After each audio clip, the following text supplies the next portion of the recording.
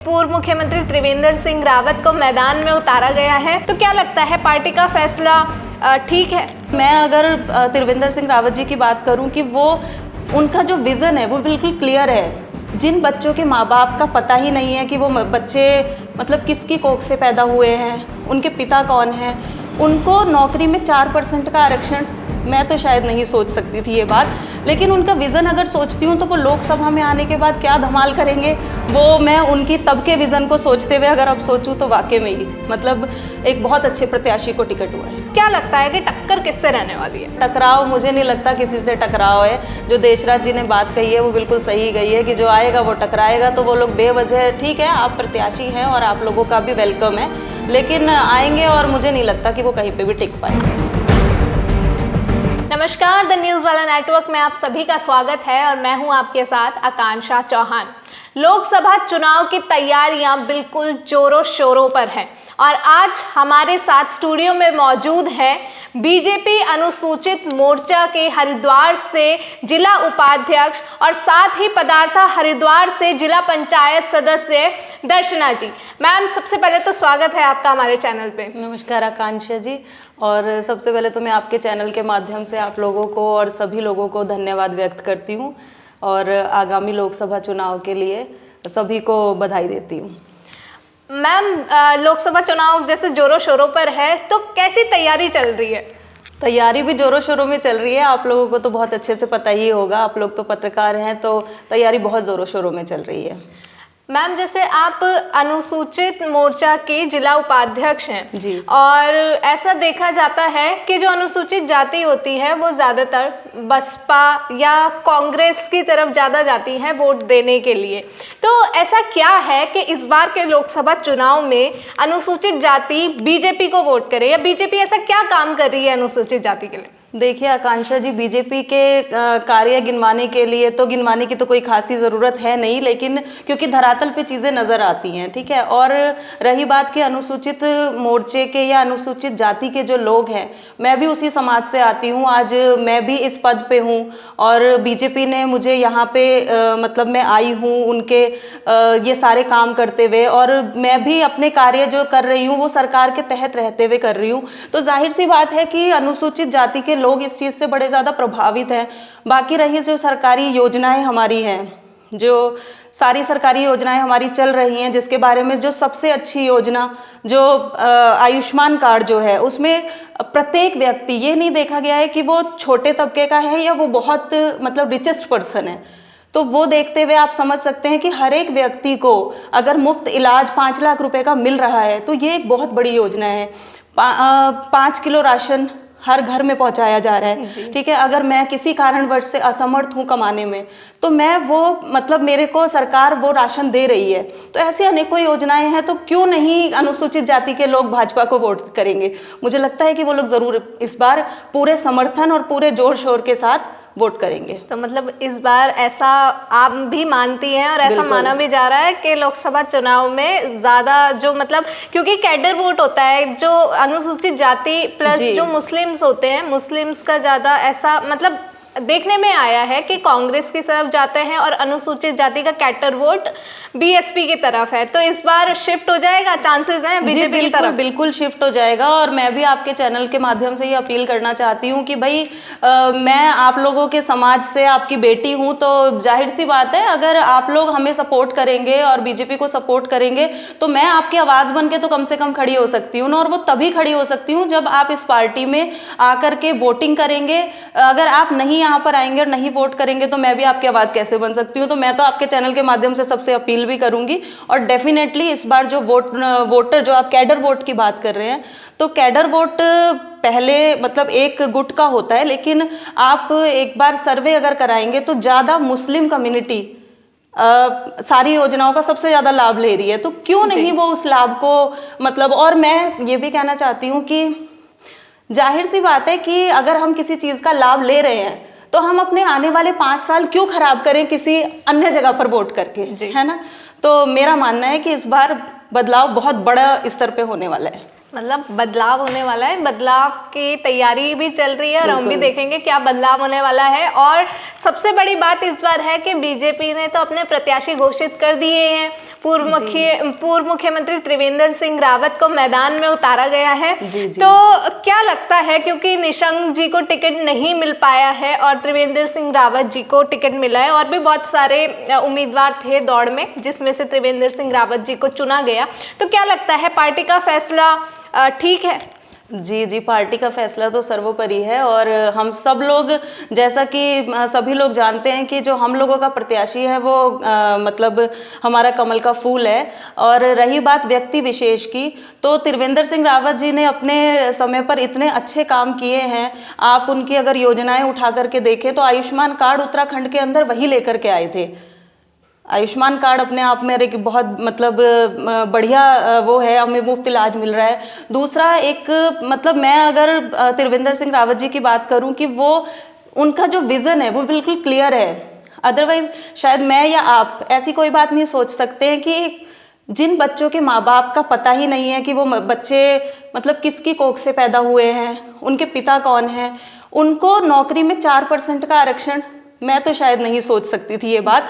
लेकिन उनका विजन अगर सोचती हूँ तो वो लोकसभा में आने के बाद क्या धमाल करेंगे, वो मैं उनकी तब के विजन को सोचते हुए अगर अब सोचूं तो वाकई में ही मतलब एक बहुत अच्छे प्रत्याशी को टिकट हुआ है। जैसे आपने योजना वाली बात करी, 4% आरक्षण जो अनाथ बच्चे होते हैं, साथ ही मैम एक उनकी योजना थी 1 रुपए का जल कनेक्शन और घसियारी योजना, ऐसी बहुत सारी योजनाएं थी जो लेकर आए थे त्रिवेंद्र रावत जी। और जैसे आपने आयुष्मान कार्ड की बात करी कि उत्तराखंड में, बाकी सब जगह शायद मैंने सुना ऐसा है कि सिर्फ कुछ प्रतिबंध लगाए गए हैं और उत्तराखंड में सब जगह 5 लाख रुपए सब लोगों को है। जी जी, बिल्कुल बिल्कुल। एक छोटे तबके से लेकर के जो बिल्कुल मतलब जिसकी कोई अर्निंग सोर्स नहीं है, कुछ नहीं है, और एक करोड़पति आदमी, अरबोपति आदमी को भी 5 लाख की सुविधा हर व्यक्ति को एक जैसा कि हमारी पार्टी कहती है कि भाई अंतिम छोर के व्यक्ति से लेकर के हर व्यक्ति को लाभ दिया जाएगा, सेम उसी तरीके से जो हमारे माननीय प्रत्याशी हैं त्रिवेंद्र सिंह जी, पूर्व मुख्यमंत्री, उनका भी विजन बिल्कुल क्लियर है और उन्होंने भी ये चीजें बिल्कुल सही मायने पर करके आप लोगों के सामने दिखाई है। अभी कुछ दिन पहले देशराज कर्णवाल जी आए थे। अच्छा। उन्होंने एक बात कही थी कि त्रिवेंद्र रावत जी एक पहाड़ है, एक चट्टान है, जो उनसे टकराएगा चूर चूर हो जाएगा। तो क्या लगता है इस बात में, इस पूरे स्टेटमेंट में? जी बिल्कुल, देशराज कर्णवाल जी मेरे बड़े भाई हैं और बहुत सम्मानित व्यक्ति हैं, तो उन्होंने जो कहा है वो बिल्कुल सही कहा होगा। मुझे तो राजनीति में आए हुए अभी सिर्फ मात्र 1.5 साल ही हुआ है, मेरे को इतना ज़्यादा ज्ञान तो नहीं है राजनीति का, लेकिन सीख रही हूँ, और जो मेरे बड़े लोग हैं उन्होंने जो बात कही है वो डेफिनेटली वो सही है। तो आपको क्या लगता है इस बार के चुनाव में किससे टक्कर होने वाली है? क्योंकि कांग्रेस है, लेकिन हालांकि कांग्रेस ने भी अपना प्रत्याशी घोषित नहीं किया है। अब हो सकता है इस वाले सेक्शन पे हम बाद में आएंगे कि कांग्रेस किस प्रत्याशी को ला सकती है और आपको क्या लगता है। लेकिन कांग्रेस है और एक तरफ उमेश कुमार जी हैं, जिनका भी ऐसा अंदाज़ा लगाया जा रहा था कि कांग्रेस से आएंगे या बसपा से उन्हें टिकट मिलेगा, लेकिन कल उन्होंने निर्दलीय नामांकन कर लिया है। एक नाम और आता है भावना पांडे का, तो उन्हें हो सकता है कि बसपा से उन्हें टिकट हो जाए, या जब आज हम बात कर रहे हैं तो उन्हें बसपा से टिकट हो गया हो। तो क्या लगता है कि टक्कर किससे रहने वाली है? टक्कर का तो यहाँ पर सवाल ही नहीं है, क्योंकि मतलब बहुत क्लियर हम लोगों का वो है कि इतने कार्य कर रखे हैं और टकराव, मुझे नहीं लगता किसी से टकराव है। जो देशराज जी ने बात कही है वो बिल्कुल सही गई है कि जो आएगा वो टकराएगा, तो वो लोग बेवजह, ठीक है आप प्रत्याशी हैं और आप लोगों का भी वेलकम है, लेकिन आएंगे और मुझे नहीं लगता कि वो कहीं पे भी टिक पाएंगे। अगर हरीश रावत जी आ जाते हैं कांग्रेस से, क्योंकि पूर्व मुख्यमंत्री त्रिवेंद्र रावत जी भी हैं और हरीश रावत भी पूर्व मुख्यमंत्री हैं, तो अपना पटल पे धरातल पे काम भी तो दिखाए ना। अगर वो पूर्व मुख्यमंत्री हैं तो वो अपना पटल पे और धरातल पे काम भी दिखाएं। हमारी तो तूती बोल रही है, हम तो काम कर रहे हैं धरातल पे। मैं इंडिपेंडेंट चुनाव लड़के मैंने भाजपा को समर्थन दिया और उसके बाद मैं पूरे क्षेत्र के अंदर काम करा रही हूँ। शायद अगर मैं उनकी सरकार में होती तो मैं ये काम ना करा पाती, क्योंकि वो करते ही नहीं है तो मैं कराती कैसे, है ना। तो इस वजह से कोई भी आए, मुझे नहीं लगता कि कोई आगे टक्कर के लिए भी कोई है, मुझे नहीं लगता। मतलब एक तरफा जाने वाला है? जी बिल्कुल जाने वाला है। और अब कांग्रेस वाली बात पे आ जाते हैं। अभी हालांकि प्रत्याशी घोषित नहीं किया है, तो आपको क्या लगता है कि किसे प्रत्याशी घोषित करने वाली है कांग्रेस, या इतना लंबा मंथन चल रहा है, मीटिंग चल रही है, अभी तक कुछ डिसाइड नहीं हो पाया है? हरीश रावत जी हैं लाइन में, अपने बेटे को भी टिकट दिलाना चाह रहे हैं, और करण मारा जी जो प्रदेश अध्यक्ष हैं वो हैं, और डॉक्टर हरक सिंह रावत जी का भी नाम है, या कोई और नेता आपको लगता है कि कांग्रेस से आना चाहिए? देखिए आकांक्षा जी, इस बारे में तो मैं ज़्यादा नहीं बोल पाऊंगी। मैंने बोला कि मैं राजनीति में नई हूँ, तो मैं अभी उनकी पार्टी से किसका क्या नॉमिनेशन होगा इसके बारे में मैं बहुत ज़्यादा ना तो बता सकती हूँ, और ना, क्योंकि मेरा फोकस सिर्फ मेरी पार्टी पे है और मैं पूरे दल बल के साथ पूरी मेहनत करने के लिए तैयार हूँ, तो उनके विषय में तो मैं कुछ नहीं जानकारी रखती हूँ।